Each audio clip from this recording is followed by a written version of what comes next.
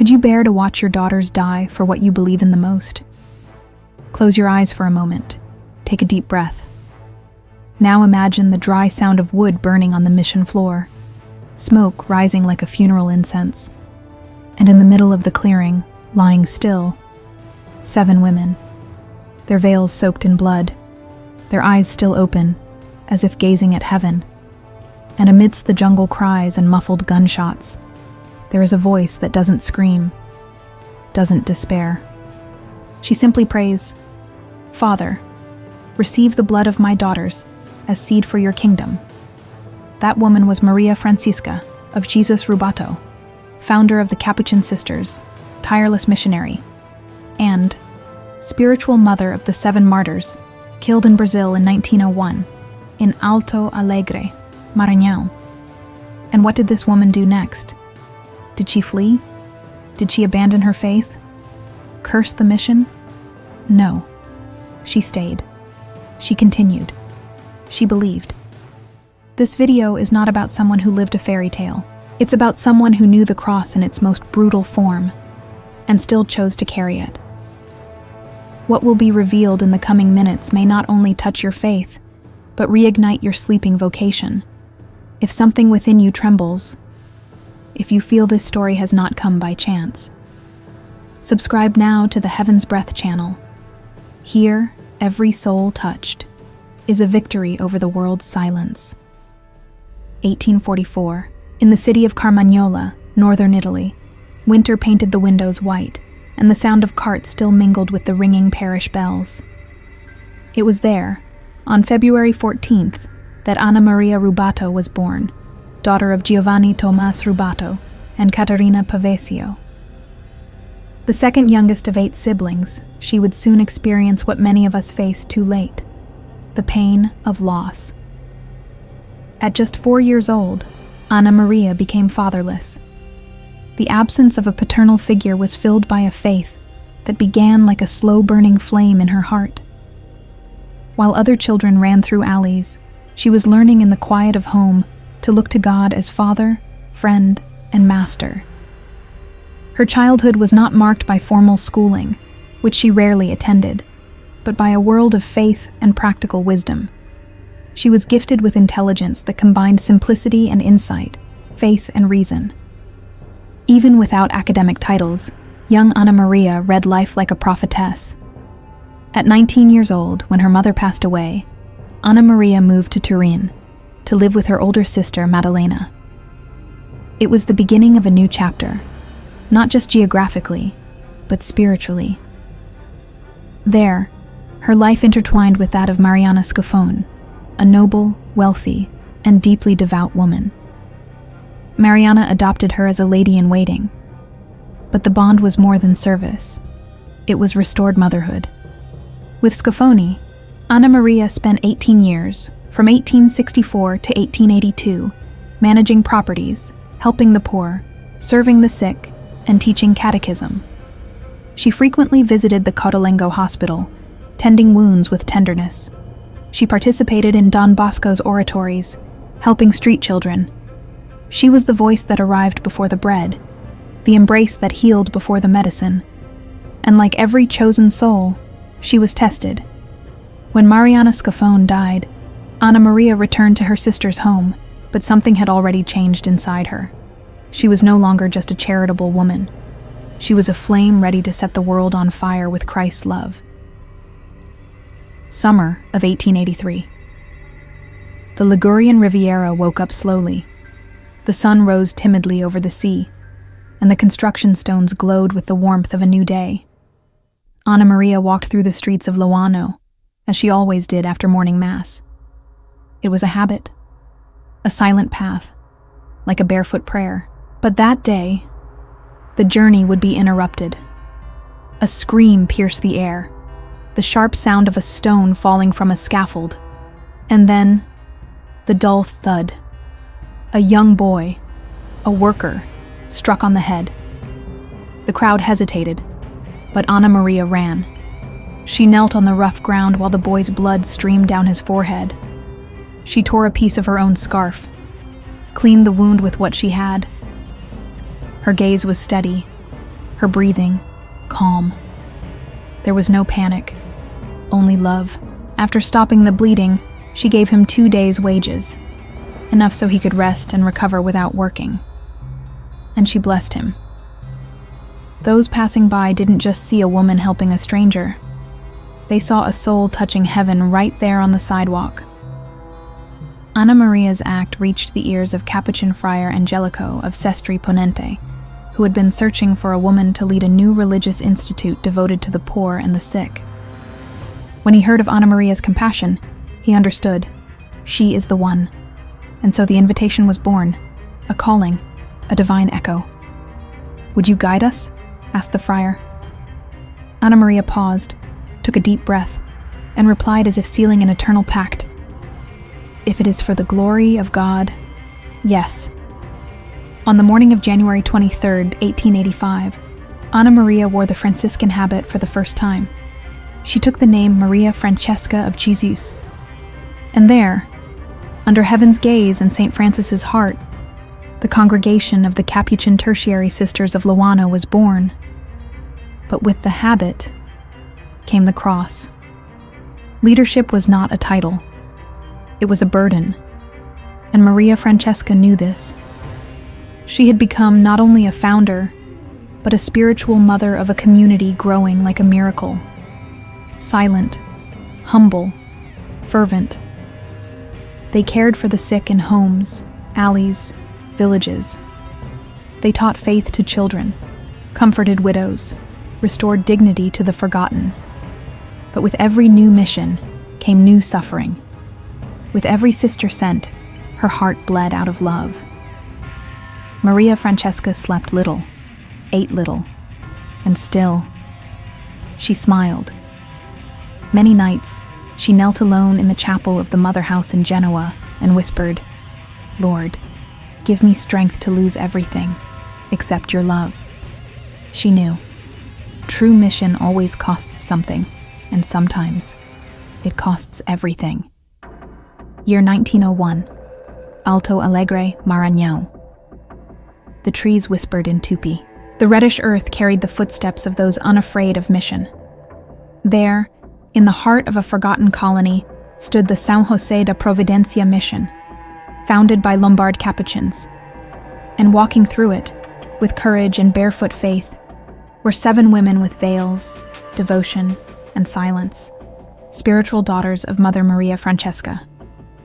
They had left everything behind, their homeland, their language, their families, personal dreams, for one single reason: to proclaim Christ where he was not yet known. The mission flourished. Children learned to read. The sick received care. But the cross was approaching in silence. On March 13th, 1901, hell broke loose. A group of armed, enraged indigenous men invaded the site. It was a massacre. There were 270 dead. Among them, 7 Capuchin sisters, 4 missionary friars, and dozens of converted children and mothers.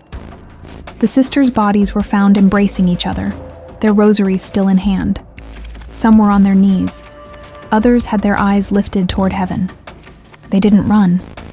They didn't resist. They didn't give up. They died as they lived, praying, loving, serving. The news reached Europe like thunder tearing through the dawn, and the one who felt it most was her, Maria Francesca. She was in Italy, but her soul was there. And with a trembling voice before her gathered community, she simply said, "Heaven has received my daughters. The world lost 7 women. God gained 7 witnesses. Can you imagine that? Can you feel the weight? To see the daughters you consecrated be murdered for what you taught them to love." But Maria Francesca didn't back down. She didn't close the institute. She didn't withdraw the sisters from the mission. On the contrary, she returned to Brazil. She escorted new sisters there, and she continued. That is the miracle the world almost never sees. The miracle of a faith that does not die even when everything bleeds. But God, who sees what is hidden, also left a visible sign so the world would never forget her. Year 2000, Montevideo. Nearly 100 years after her death, the city where Maria Francesca's body rests witnessed a miracle. A young man, a son of Uruguay's new generation, was hit by a car. The blow to the head caused severe intracranial bleeding. The diagnosis was dire: deep coma, grim prognosis, almost no hope. But the boy's mother didn't give up. She knelt, took an image of Saint Maria Francesca, and began to pray. The sisters of the congregation started novenas. The city whispered prayers in hospital corridors.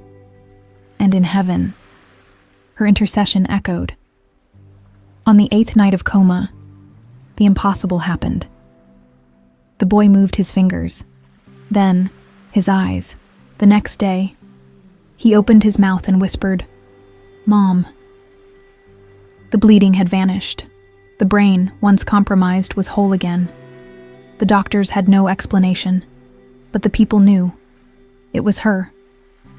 The miracle was formally investigated. The documentation underwent strict scrutiny.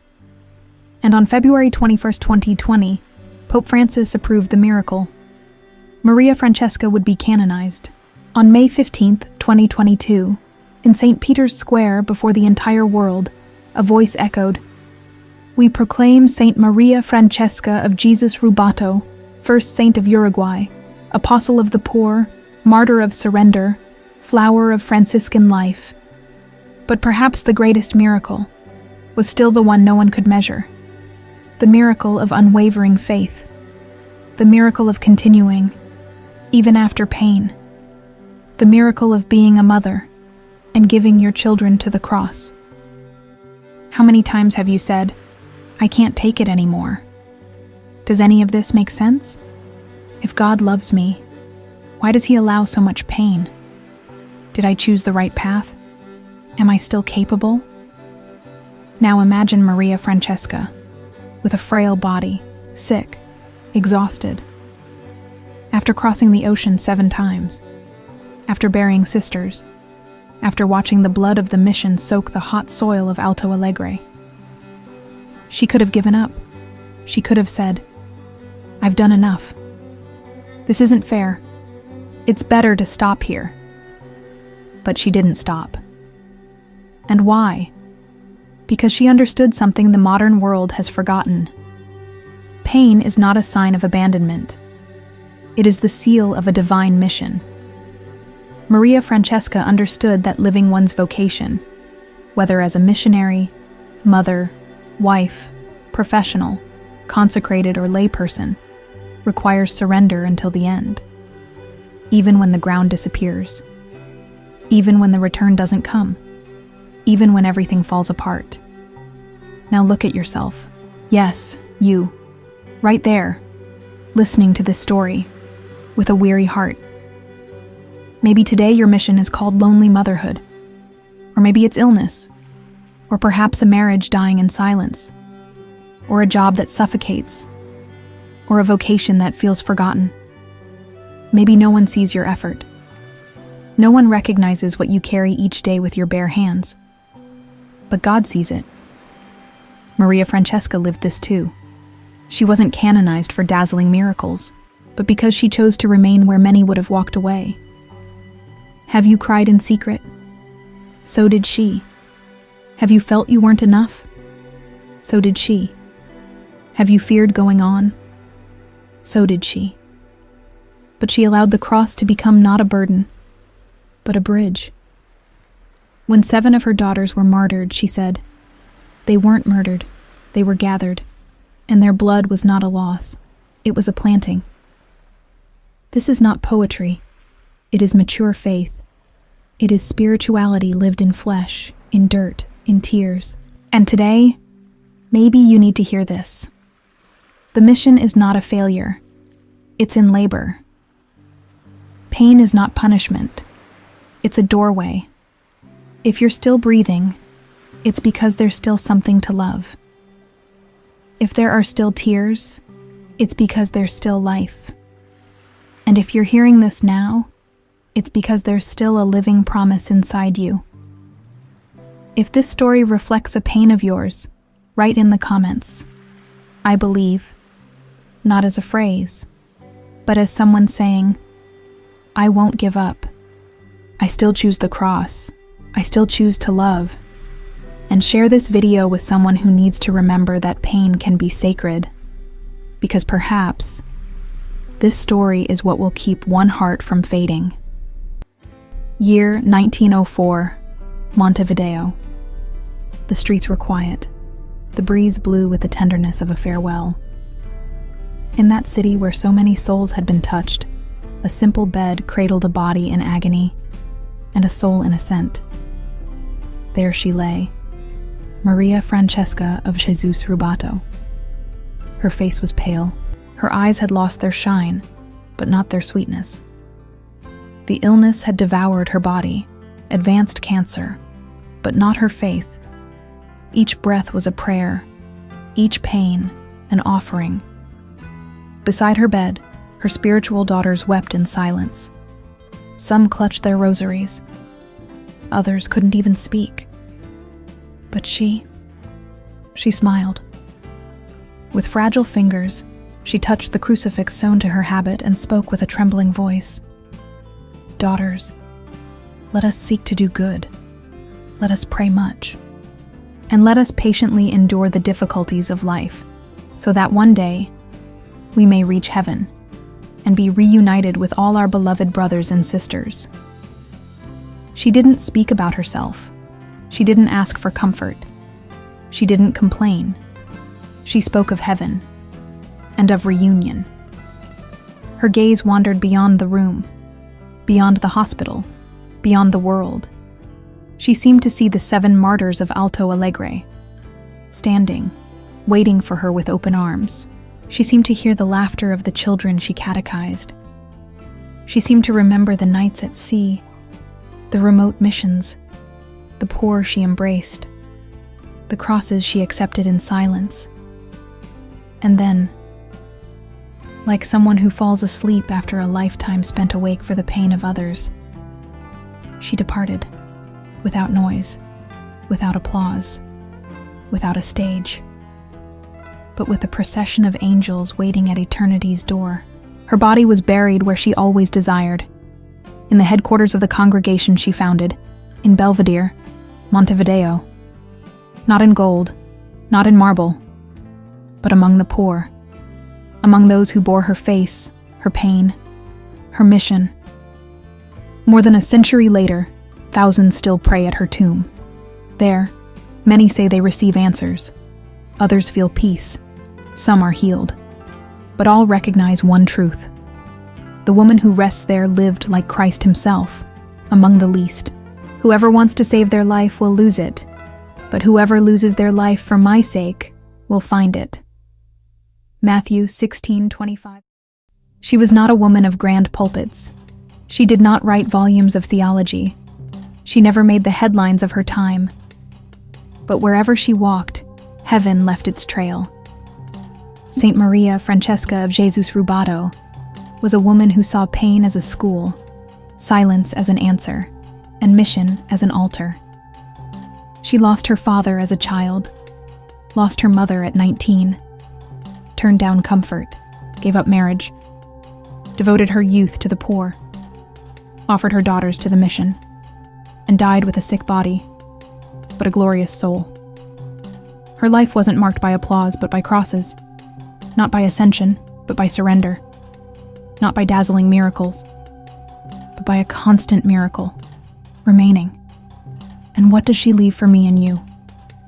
An invitation not to flee from pain, an invitation not to confuse failure with planting, an invitation to love, even when it costs dearly, an invitation to remain faithful, even when everything screams to quit. If at any point in this story your faith was shaken, if you remembered a loss that still hurts, if you recognized yourself in a mission no one else sees, if you've longed to keep going, even without strength, you are not alone. This story has reached you because Providence is still calling you. And maybe Maria Francesca is whispering to your heart right now. Do not be afraid. Heaven is closer than it seems. Write Amen in the comments if this story spoke to you. Share this video with someone who needs to remember that pain can give birth to sanctity. And if you're not yet part of our community, subscribe now to the Heaven's Breath channel. Here, the stories the world tried to silence, we make them echo with faith, courage, and love.